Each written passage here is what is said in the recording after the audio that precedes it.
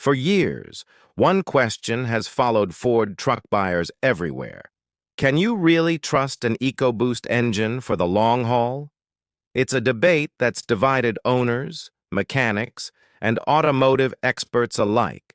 Some drivers have logged hundreds of thousands of trouble-free miles, while others have faced expensive repairs long before they expected.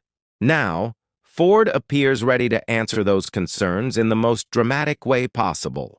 According to reports surrounding the company's upcoming powertrain strategy, the 2027 model year will introduce a comprehensive redesign of several EcoBoost engines.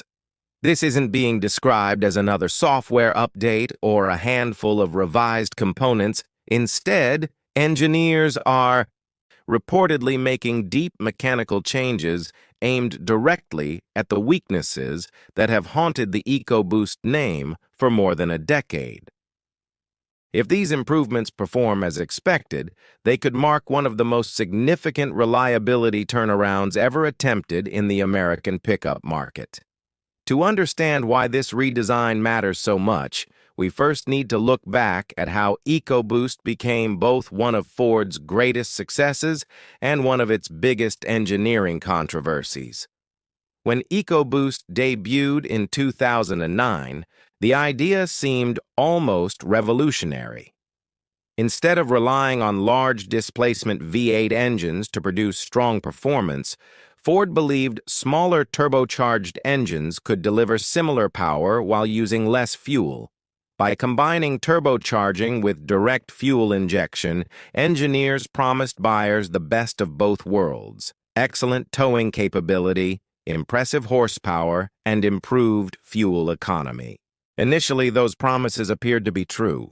The 3.5-liter EcoBoost quickly became one of the most popular engines available in the F-150. Buyers praised its strong torque, confident acceleration, and ability to tow heavy loads without feeling underpowered. Soon afterward, the 2.7-liter EcoBoost gained its own loyal following by delivering surprising capability from an even smaller package. Ford eventually expanded EcoBoost technology across SUVs, performance vehicles, and commercial models, making turbocharged engines a defining part of the company's lineup. Sales continued climbing, and for several years, EcoBoost looked like the future of Ford powertrains. But as these engines accumulated mileage in real-world driving, another story began to emerge. Owners started reporting recurring mechanical problems.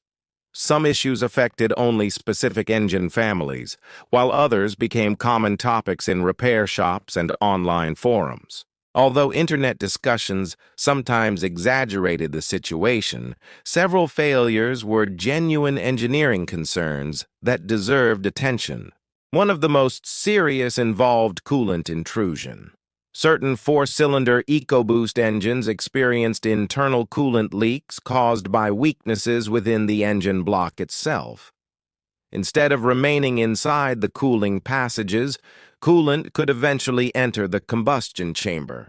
The symptoms often began with unexplained coolant loss, rough running, and white smoke from the exhaust. As the problem worsened, misfires became more frequent, head gaskets failed, and some owners ultimately required complete engine replacements. Independent technicians pointed toward the block design as a major contributor, suggesting that under prolonged boost pressure, the structure lacked the rigidity needed for maximum long-term durability. Another complaint centered on carbon buildup. Early EcoBoost engines relied exclusively on direct fuel injection. While direct injection offers excellent efficiency and precise fuel control, it also creates one well-known disadvantage. Because fuel is injected directly into the combustion chamber, it never washes over the intake valves. Over tens of thousands of miles, oil vapors and combustion byproducts can gradually accumulate on those valves, eventually restricting airflow. Drivers often noticed rough idling, slower throttle response, reduced performance, and declining fuel economy. although this problem affects many modern direct-injected engines. Not just Ford products, it became particularly noticeable in early EcoBoost applications because of their aggressive tuning and high airflow demands. Timing system wear also emerged as a concern in some versions of the 3.5-liter engine.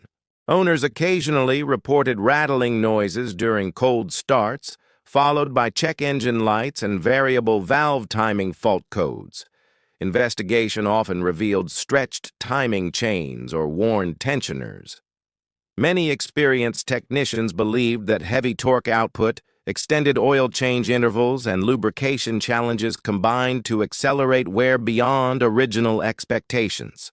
Turbocharger durability became another area of discussion, especially among truck owners who regularly towed heavy trailers or operated in extremely hot climates.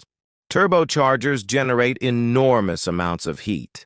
Under continuous heavy loads, maintaining stable temperatures becomes critical for both oil life and component longevity.